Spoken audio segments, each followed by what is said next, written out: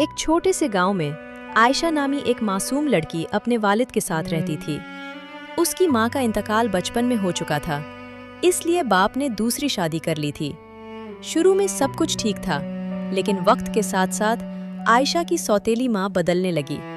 उसकी दो बेटियां ज़ैनब और समीरा भी अपनी माँ के नक्श कदम पर चल पड़ीं। आहिस्ता आहिस्ता घर का माहौल आयशा के लिए जहन्नुम बनता चला गया। आयशा को हर दिन सुबह से रात तक काम में लगा दिया जाता। वो पानी लाती, सफाई करती, खाना बनाती और फिर भी उस पर ताने खत्म न होते। कभी उसे नौकरानी कहा जाता, कभी बेवकूफ़। वो हर जुल्म को खामोशी से बर्दाश्त करती, कभी जवाब न देती। बस रात को अकेले में अपने रब के सामने रो कर दुआ करती, या अल्लाह, मेरे दिल को सुकून दे और मुझे इस आजमाइश से निकाल दे। उसका बाप दिन भर मेहनत करता था और उसे घर के हालात का सही अंदाज़ा नहीं था।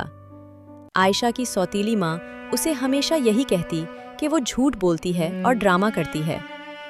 एक दिन गांव में एक अमीर ताजिर किसी काम से आया। उसने आयशा को देखा, जो खामोशी से पानी के मटके उठा रही थी। उसकी आंखों में छुपा दर्द उससे छुपा न रहा। वो अक्सर गांव के लोगों से आयशा के बारे में पूछने लगा। आहिस्ता आहिस्ता उसे सच्चाई मालूम हुई कि उस मासूम लड़की पर कितना जुल्म हो रहा है। वक्त गुजरता गया और एक दिन वही ताजिर आयशा की जिंदगी बदलने के लिए उसके घर पहुंच गया। जैसे ही उसने सौतीली माँ और बहनों के जुल्म की बात की, पूरा घर सकते में आ गया। और फिर वो वक्त आया जब सच सबके सामने आ गया और जुल्म का अंजाम शुरू हुआ।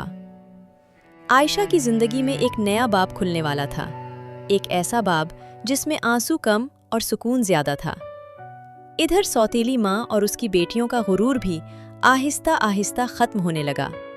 जिस इज्जत पर वो नाज करती थीं, वही इज्जत अब उनके हाथ से निकल रही थी। गांव के लोगों को जब उनके जुल्म का इल्म हुआ तो सब ने उनसे दूरी इख्तियार कर ली।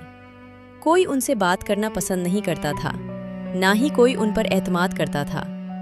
पहले जो लोग उनके घर आते जाते थे, अब वो भी आना छोड़ गए थे। उनके हालात दिन बदन खराब होने लगे। घर में तंगदस्ती बढ़ गई और जो गुरूर उन्होंने आयशा पर जुल्म करके बनाया था, वही उनके लिए बोझ बन गया। उधर आयशा की जिंदगी में सुकून आना शुरू हो गया था। लोग उसकी नेकी और सब्र की तारीफ करने लगे।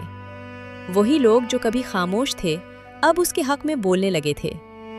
वक्त ने साबित कर दिया कि जुल्म चाहे जितना भी ताकतवर हो, आखिर में मिट जाता है और सब्र करने वाले को अल्लाह ज़रूर इज्जत देता है। एक दिन वही सौतीली माँ और उसकी दोनों बेटियां ठके हारे, टूटे दिल के साथ आयशा के घर पहुँचे। उनकी आंखों में पहली बार गुरूर नहीं बल्कि नदामत थी। उन्होंने कांपती आवाज़ में कहा, आयशा, हमें माफ़ कर दो, हमने तुम पर बहुत जुल्म किया, हम गलत थीं। आयशा की आंखों में आंसू आ गए।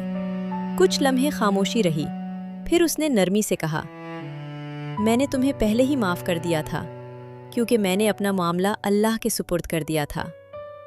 ये सुनकर वो तीनों रोने लगी। उस दिन सबको समझ आ गया कि असल ताकत जुल्म में नहीं बल्कि सब्र और माफ़ी में होती है।